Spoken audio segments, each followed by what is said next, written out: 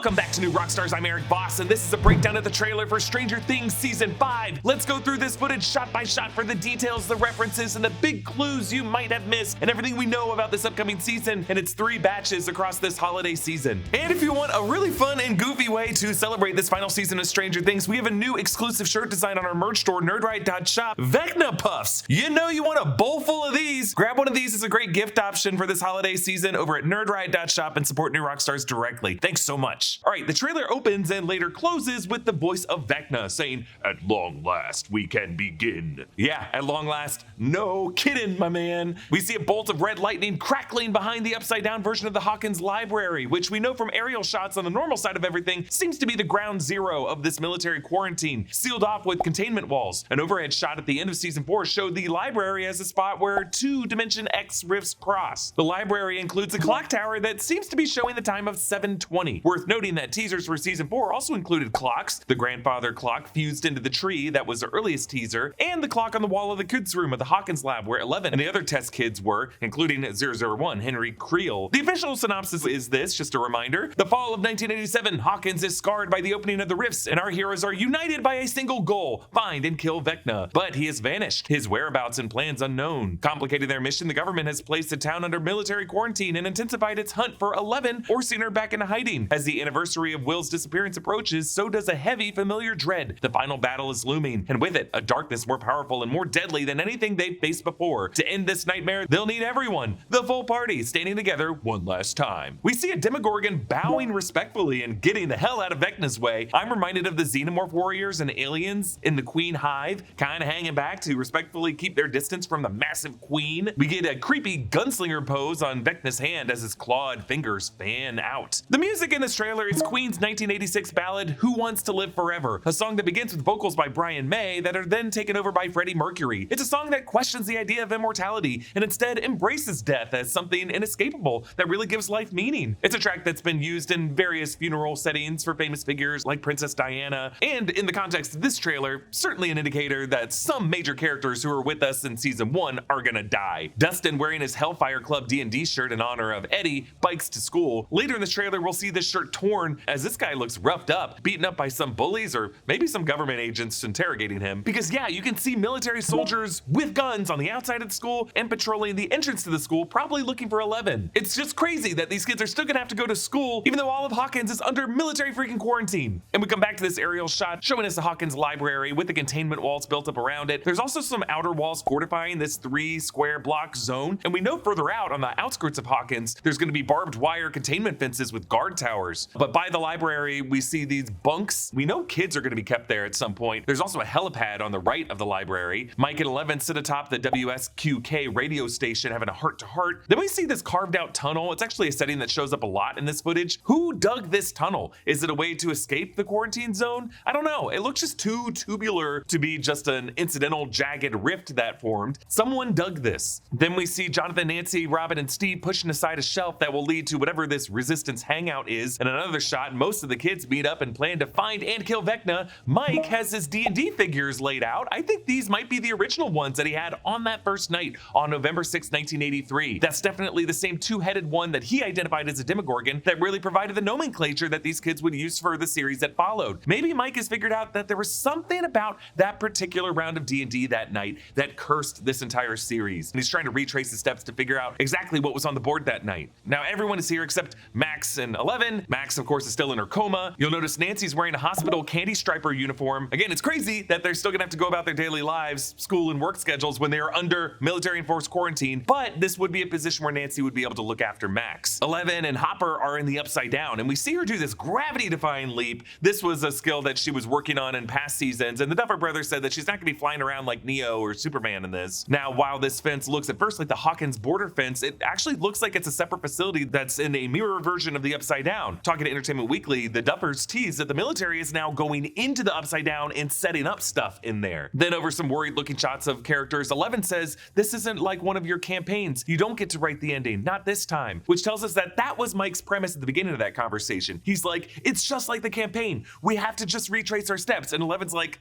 this isn't going to be a fictional thing that you're in full control over. But we do see Mike setting a D&D figurine on this map of downtown Hawkins on this park picnic table labeled Day of Disaster. And I assume assume disaster is referring to the rifts opening at the end of season 4, not any of the other many disasters we've seen in Hawkins throughout the series. But yeah, this map gives us another understanding of the situation, the 3-square zone around the Hawkins library in the middle of that tic-tac-toe grid there, and the concentric levels of security around it. On the lower right is the hospital where Max is, and in the upper right is that barn location that we've seen in previous teasers, and we now know it's called Whitegate. Mike has figurines for whatever his plan is, including a little blue van that looks like the WSQK van that we know Steve is going to be inside of that we saw in the previous teaser. Now, there have been various meta theories over the years as to how this whole series could be revealed as like a campaign played by future adults imagining having a more adventurous childhood in the 1980s. Essentially, that is what the Duffer Brothers are doing with this series. Personally, I do not want a meta twist ending, but obviously D&D is going to be important to the end game of this show in some way. We get this gnarly shot of Nancy and Jonathan that we saw in the last teaser of the red world of Dimension X chewing into their reality. I don't know where they are, but the metal of those walls looks like it's melted, both the walls they're facing and the walls behind them. Other shots in the last trailer of some kind of smoke, maybe part of the Mind Flayer, spiraling up the WSQK radio tower as Robin looks up at it. She's with Murray by that Bradley's Big Buy truck as rifts open on the ground in front of them. Nancy in the hospital says he's planning to end our world, and he's not going to stop until we're drained of every last ounce of suffering. And we come back to that cryptic shot of her crying while washing blood off of her hands, leading us again to ask,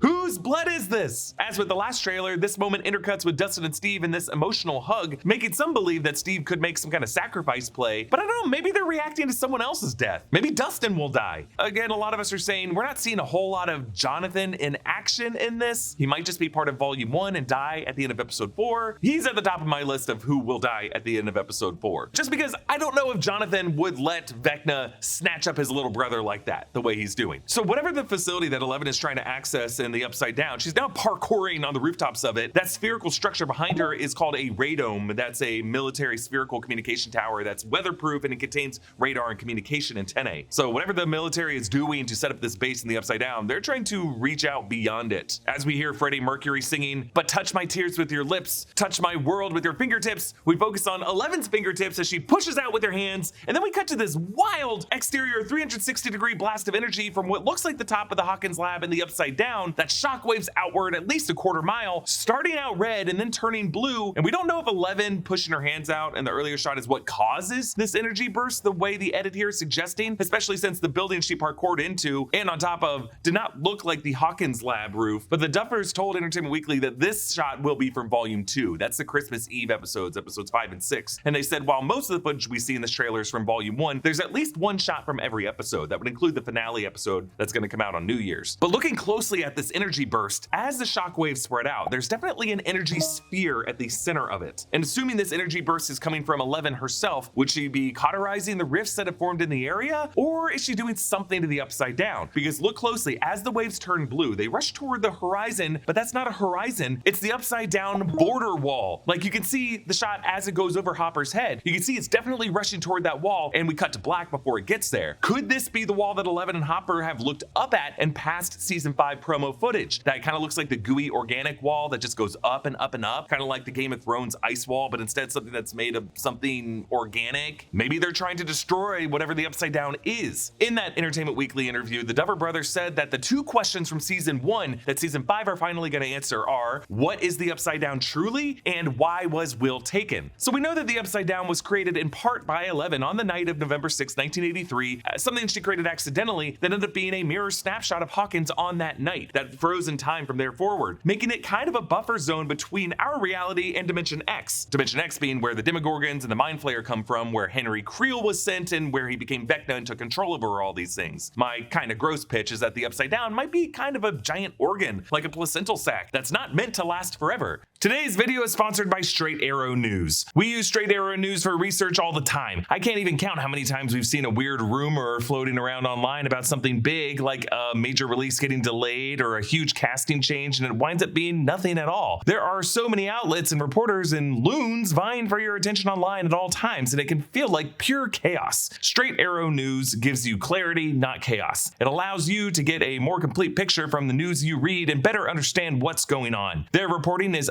unbiased, highlighting both left and right-leaning stories and delivering reliable news coverage on events across all sides of the aisle for a fuller picture of current events, so you get facts, not fluff. Straight Arrow News is a free app and website, so you don't need to deal with a paywall to get your news. That's great. News should be free. Go to san.com/newrockstars to check it out. You can visit through the link in the description. When you visit, you not only support us, you're also supporting a group of journalists who are raising the bar on news by delivering without bias, filter, or spin. Welcome back to Trustworthy Journalism. Nancy and Jonathan cry as they put their heads together. Nancy kind of looks like she's happy and relieved. I don't know what the context is here. Then we see a Demogorgon dropping down in that dugout tunnel and approaches Lucas. The red light above suggests some kind of opening to Dimension X. Nancy fires bursts from an assault rifle across the courtyard where it looks like a Demogorgon is across the way on a walkway. Then some shots of Dustin and the other kids on a roof as we see floating rock formations over an area with red lightning. The Duffer Brothers would not give any context on this, but you can see someone falling through all of these rock formations past a streak of red lightning. I was thinking maybe 11, but I'm reminded of that gnarly shot of Will leaping from tree branch to tree branch, fleeing a Demogorgon as red lightning strikes that we saw in the past trailer. There's an emotional group hug that seems to be the kids centered around Jonathan. Again, don't know the context here. Then Erica in the Hawkins High School with a tiger paw on the wall. This actress is way older than the character actually is. Then we see the shot from the last trailer of Steve and Dustin and Nancy and Jonathan in that car with the antenna on the roof ramming through the backyards. Then we see 11 pushing through what looks like a crumbling cemetery. Is that a cross headstone that she's just swiping away? Yikes. Now I'm not saying 11 is the one tearing this place apart and desecrating all these bodies that would be buried there, but like what is happening to her? Is like Billy's corpse about to get thrown at her? I guess Billy's corpse wouldn't be there in the upside down version of whatever the Hawkins cemetery is. Then we see Lucas rescuing Max's comatose body out of the hospital where some demagogues are chasing them down. He's carrying a boombox, so I'm wondering if he's running up that hill for Max to hear and hopefully try to lure her out of the coma. Then a very quick shot of Holly Wheeler running to hug her mom, Karen Wheeler on the kitchen floor. Both of them are soaking wet, so this must be after the shots of them submerged in the bathwater that we saw in the previous trailer. This is probably going to be from episode 3, the vanishing of, we think, Holly Wheeler. We see Linda Hamilton as Dr. K, shooting in what I assume will be the episode 4 climax, the big battle. That's going to be part of the same sequence where we see the shot that we saw before of Mike shielding these new characters that include the kid Derek Turnbow and 2 other kids that I think were among the sequestered kids that were being kept in that military bunker that we saw in the past trailer. We actually see that structure behind Dr. K in this shot, and we see Joyce holding Will. This is all part of a vicious fight between Demogorgons and soldiers with the kids in the middle of it. We see Vecna's new, thicker, armored appearance. Now remember, Nancy shot and burned this dude before he fell out the window in season 4, but now here's what Ross Duffer said about him. So the idea being he has rebuilt his body, which is why there are still literal holes and you can see through pieces of his body. He's lost what remained of his human body and has become more a part of the Upside Down. If there was any humanity left within him, it's diminished. Matt Duffer said that they thought about the Terminator and the T-1000 and T2 and how relentless and unbeatable those machine hunters were. They also said Vecna's massacre in this scene is inspired by Darth Vader's arrival in Star Wars Rogue One as a display of the villain's full physical powers. Vecna lifts Will to him, and if you look closely at Will's neck, it might just be the shadow of his chin, but doesn't it look like there's some darkness creeping in on his neck or just some bruising? But he says, "William, you are going to help me one last time." Actually, the reaching out toward the face kind of reminds me of Voldemort and Harry Potter in the Battle of Hogwarts when Harry says, "Oh, come on, Tom, let's finish it the way we started, together."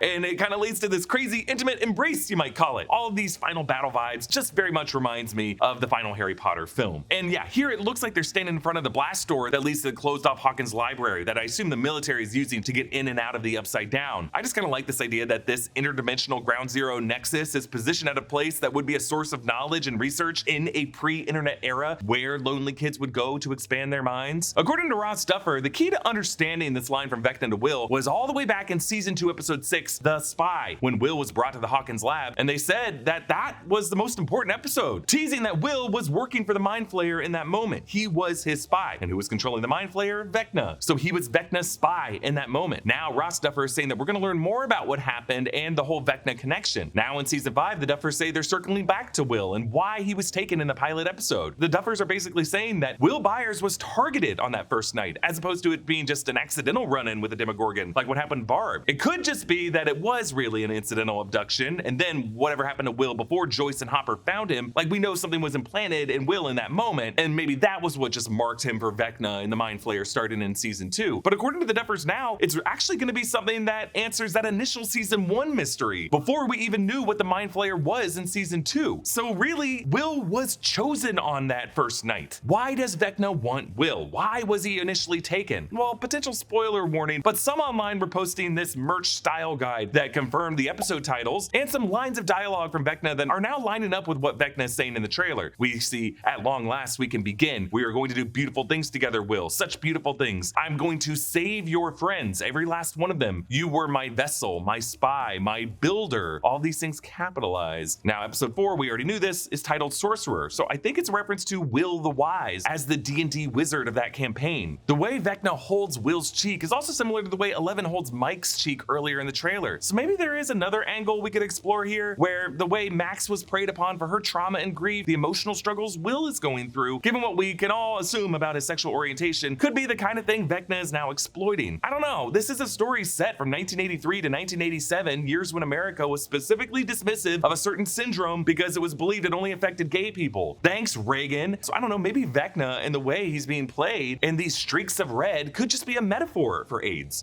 Or maybe that's just one way to look at it that could be valid among viewers that isn't going to be literally the way we need to understand the ending of this. But either way, if Will is Vecna's curse, maybe another even darker way of looking at this is that the secret here could be that rifle that Will was loading in the opening minutes of the first episode to fight the Demogorgon, maybe in a previous timeline that was going to be used in some really dark way. And Vecna and Henry Freel disrupted that timeline to put things on this alternate supernatural history that Vecna is now saying is really about saving Will's friends. Hey, look, I'm sorry, my mind is going to these places. I just feel like it's the finale of a Netflix series and they're gonna do something shocking for it to have impact. But comment down below with your theories. And a special thanks to one of our YouTube members, Sin City Monster, for supporting us at the executive producer level. Follow me at EA Voss and subscribe to all the channels in the New Rockstars Network for breakdowns and news coverage of everything you love. Thanks for watching and I'll see you next time. Bye.